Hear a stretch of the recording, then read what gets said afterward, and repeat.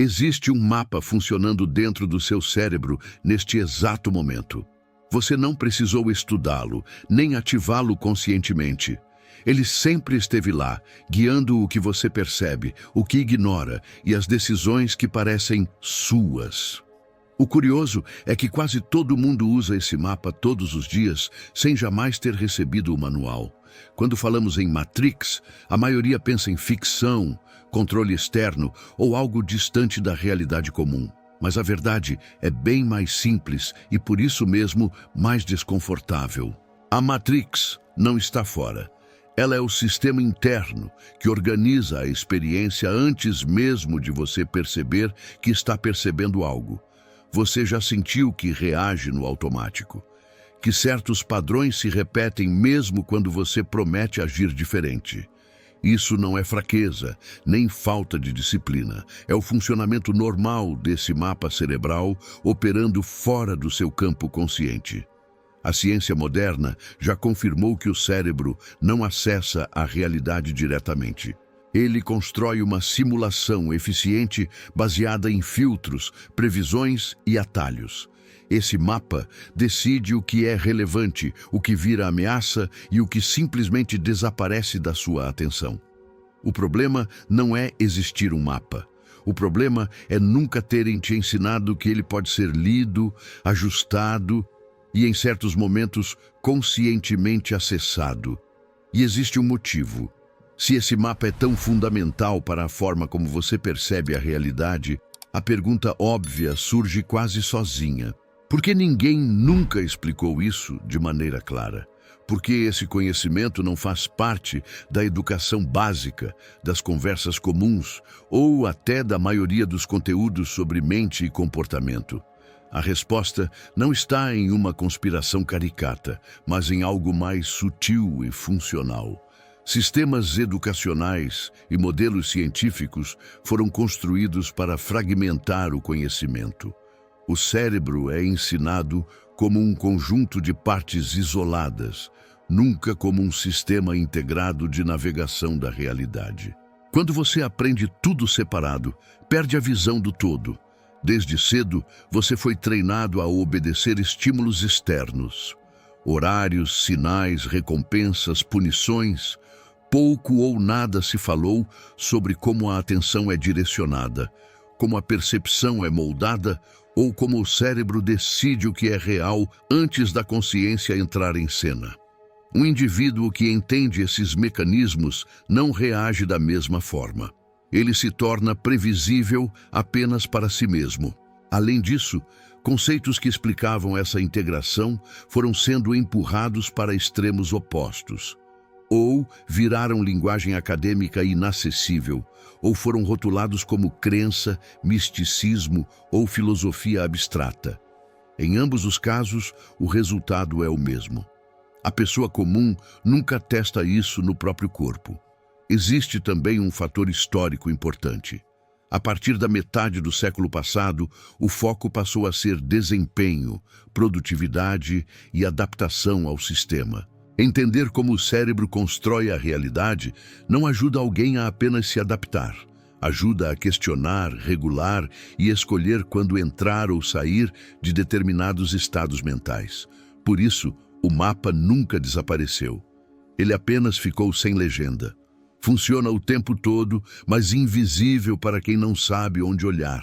E enquanto você não entende como ele opera, suas reações parecem espontâneas, quando na verdade seguem rotas muito bem definidas. No próximo passo, fica claro por que esse mecanismo ganhou outros nomes ao longo da história e como a ciência finalmente começou a descrevê-lo sem metáforas. Quando a ciência começou a observar o cérebro com mais precisão, algo ficou impossível de ignorar. Aquilo que antes era descrito como ilusão, véu ou mundo aparente, passou a ser entendido como um processo técnico. A Matrix, nesse contexto, não é um lugar nem uma entidade. É um sistema operacional biológico que roda em segundo plano o tempo inteiro. O cérebro não foi projetado para mostrar a realidade como ela é. Ele foi projetado para garantir sobrevivência com o menor gasto possível de energia, Para isso, ele cria modelos internos do mundo, antecipa cenários e responde antes mesmo de você perceber que algo aconteceu. O que você chama de realidade é, na prática, uma simulação extremamente eficiente. A neurociência chama isso de processamento preditivo. Em vez de esperar os sentidos entregarem informações completas, o cérebro faz previsões constantes e apenas corrige erros quando algo foge demais do esperado. Isso significa que você não vê o mundo, você vê o que o seu cérebro espera ver, ajustado por pequenos sinais sensoriais. É aqui que o termo Matrix ganha sentido técnico. Ela é o conjunto de filtros, atalhos e modelos internos que organizam a experiência. Esses filtros envolvem estruturas como o tálamo, que decide o que chega à consciência, o córtex pré-frontal, que interpreta significado, e sistemas mais antigos que avaliam ameaça e segurança em milissegundos. Ao longo da história, esse mecanismo recebeu nomes diferentes. Em tradições antigas, era descrito como véu da percepção. Em abordagens mais simbólicas, como ilusão. Hoje, a ciência descreve como arquitetura cognitiva e redes de previsão neural. O nome muda, mas a função é a mesma. O problema começa quando você acredita que essa simulação é a realidade em si. Quando não percebe que está operando dentro de um modelo, perde a capacidade de questionar, ajustar e sair dele temporariamente. Você reage ao mapa como se fosse o território. Entender a Matrix como um sistema biológico muda tudo. Não se trata de escapar do mundo, mas de reconhecer como ele é montado dentro de você. E se existe um sistema, existe também uma lógica. Se existe uma lógica, existe um ponto de acesso. Esse ponto não é abstrato. Ele está localizado em circuitos específicos do cérebro, funcionando como um verdadeiro mapa interno. É exatamente isso que vamos observar agora, com mais precisão, para que a ideia deixe de ser conceitual e se torne concreta. Quando falamos em um mapa dentro do cérebro, não estamos usando uma metáfora vaga. Estamos falando de redes neurais específicas que funcionam como rotas internas de navegação da realidade. Elas não mostram o mundo como ele é, mas organizam a forma como você entra em contato com ele. Esse mapa existe para decidir onde sua atenção vai pousar, o que ganha significado e o que será ignorado automaticamente. Uma das peças centrais desse mapa é a chamada Default Mode Network. Essa rede é ativada quando você não está focado em uma tarefa externa. Ela constrói a sensação de identidade, continuidade do eu e narrativa interna. Sempre que sua mente vagueia, lembra do passado ou antecipa o futuro, esse sistema está ativo. Ele cria o pano de fundo da matrix pessoal de cada indivíduo. Outro componente fundamental é o sistema reticular ativador ascendente. Ele funciona como um filtro de prioridade.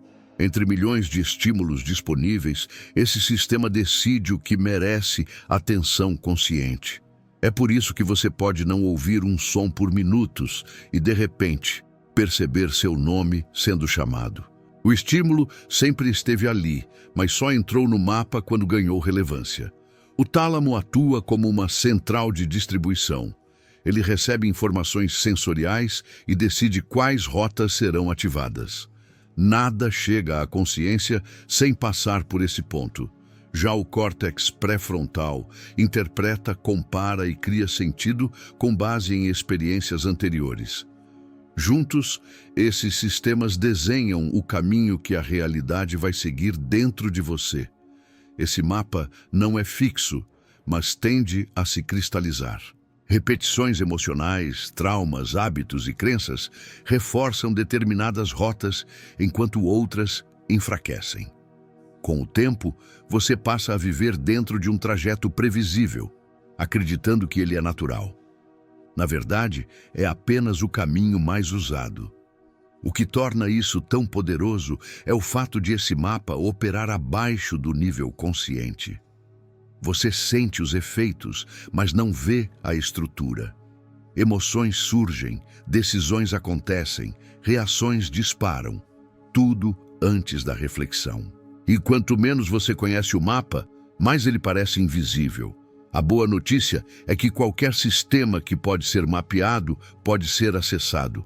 Essas redes respondem à atenção direcionada, à respiração, ao foco sensorial e à mudança de estado fisiológico. O mapa não é apenas algo que te controla, ele também pode ser consultado.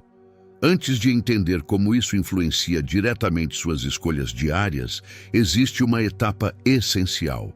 Você precisa sentir esse mapa funcionando em tempo real no próprio corpo. Só assim, a teoria deixa de ser ideia e vira experiência direta.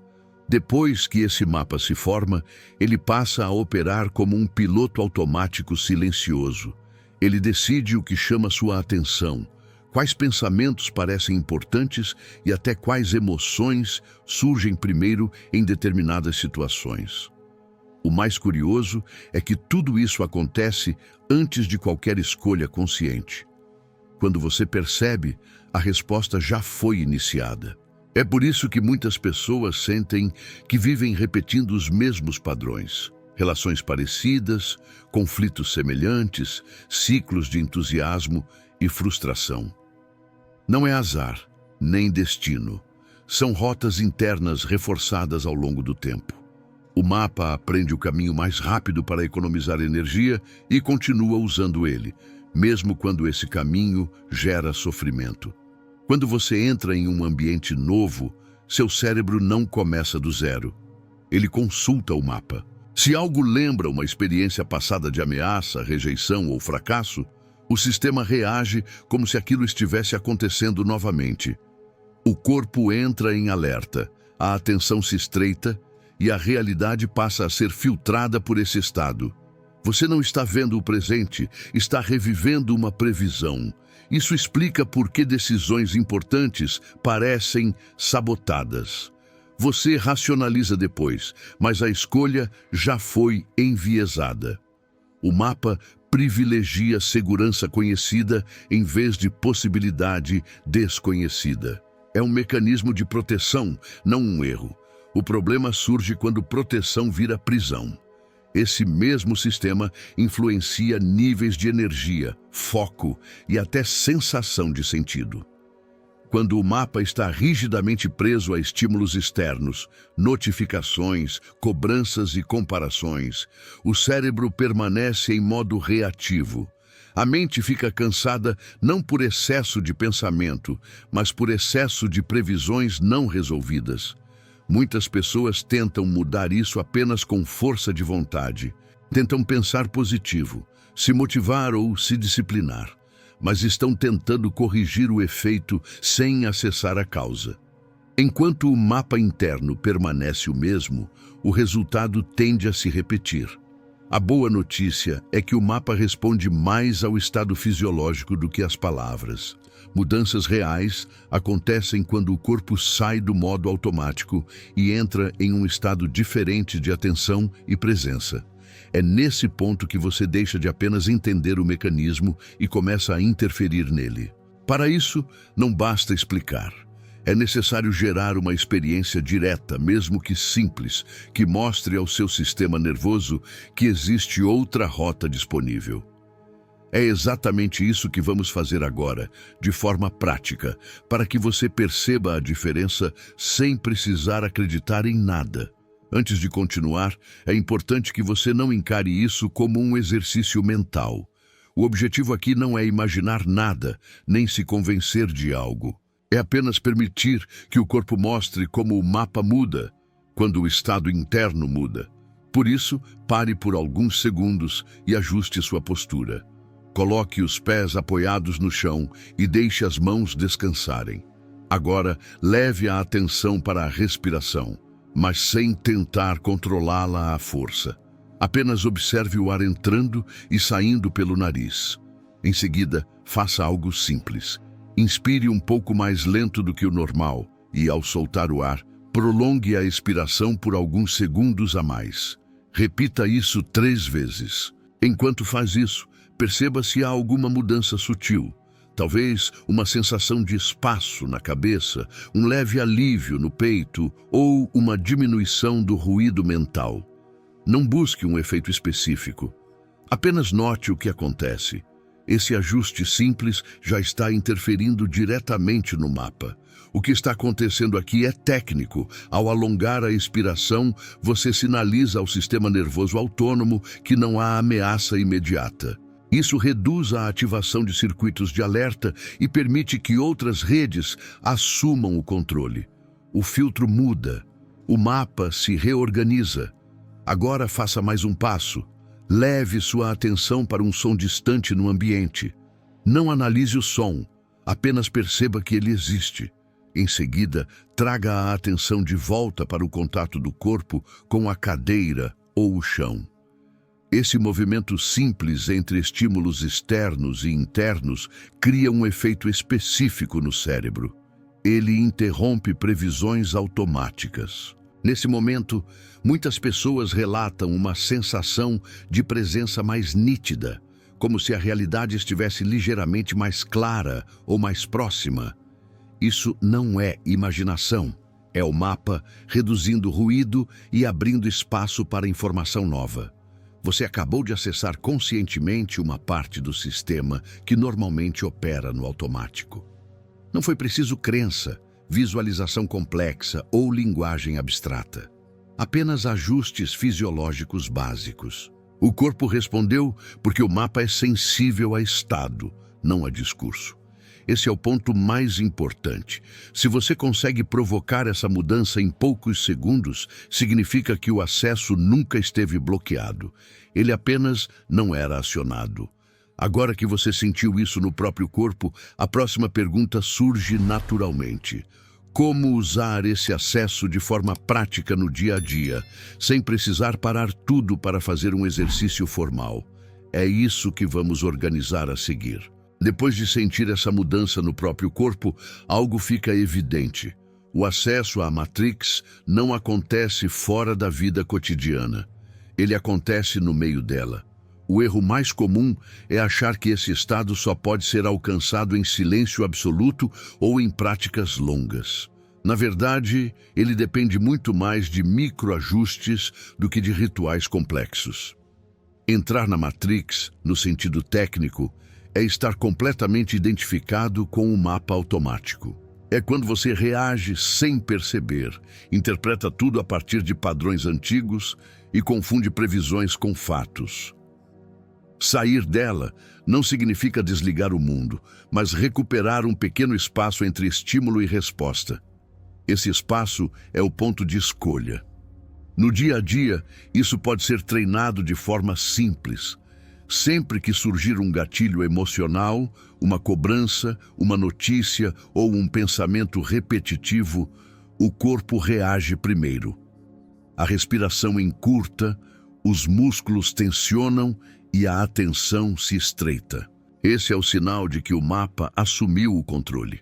Em vez de lutar contra o pensamento, o ajuste começa pelo corpo. Um único ciclo de expiração mais longa já altera o estado interno. Levar a atenção por alguns segundos para uma sensação física neutra, como o contato dos pés com o chão, interrompe a rota automática. O cérebro percebe que não há urgência real e recalibra os filtros. Você não muda a situação externa, mas muda a forma como ela é processada. Com o tempo, esse acesso se torna mais rápido. Você começa a perceber o momento exato em que o mapa tenta te puxar para uma reação conhecida. É nesse ponto que surge a liberdade prática. Não a liberdade abstrata de pensar diferente, mas a liberdade concreta de escolher a resposta. Esse mecanismo pode ser usado em ansiedade, tomada de decisão, foco e até em conversas difíceis. Não se trata de ficar calmo o tempo todo, mas de não ser sequestrado pelo piloto automático. Quanto mais vezes você entra e sai conscientemente desse estado, mais flexível o mapa se torna. A Matrix deixa de ser um lugar onde você fica preso e passa a ser uma ferramenta que você utiliza quando precisa. E quando isso acontece, algo muda na forma como você se percebe. Você deixa de se ver como alguém à mercê dos estímulos e começa a se reconhecer como quem opera o próprio sistema. Esse reconhecimento prepara o terreno para o passo final, que não é técnico, mas identitário. Chegar até aqui não significa que você descobriu algo novo sobre o mundo. Significa que você se lembrou de algo sobre si mesmo. O mapa sempre esteve ativo, o acesso sempre foi possível. O que mudou foi a sua relação com esse sistema. Você deixou de ser apenas alguém que reage e passou a ser alguém que observa, ajusta e escolhe. Essa mudança é sutil, mas profunda. Pessoas que entendem como a própria percepção funciona não precisam lutar contra o sistema o tempo todo. Elas simplesmente não são puxadas com a mesma facilidade. Não porque sejam especiais, mas porque reconhecem o momento em que o mapa tenta assumir o controle. Essa é a verdadeira ingovernabilidade silenciosa. Não é rebeldia externa nem confronto direto. É autonomia interna. É perceber que a maior parte do controle acontece antes da consciência e, ainda assim, aprender a entrar nesse espaço sem violência, sem esforço excessivo. Quando você opera o próprio sistema, decisões deixam de ser impulsivas. Emoções continuam existindo, mas não comandam sozinhas. O mundo externo segue caótico, mas ele não define automaticamente seu estado interno. Isso cria um tipo de poder que não depende de aprovação, motivação ou crença. A partir daqui, a Matrix perde o aspecto de prisão e ganha o de interface. Você entra quando precisa, sai quando percebe que está sendo levado. Esse é o ponto onde a técnica vira identidade. Não alguém que busca controle, mas alguém que compreende funcionamento. Se esse conteúdo fez sentido no seu corpo, não apenas na sua mente, continue explorando. O próximo passo natural é aprofundar como esse mapa se forma ao longo da vida e como ele pode ser recalibrado de forma ainda mais precisa. Esse caminho não é sobre escapar da realidade, mas sobre finalmente participar dela com consciência.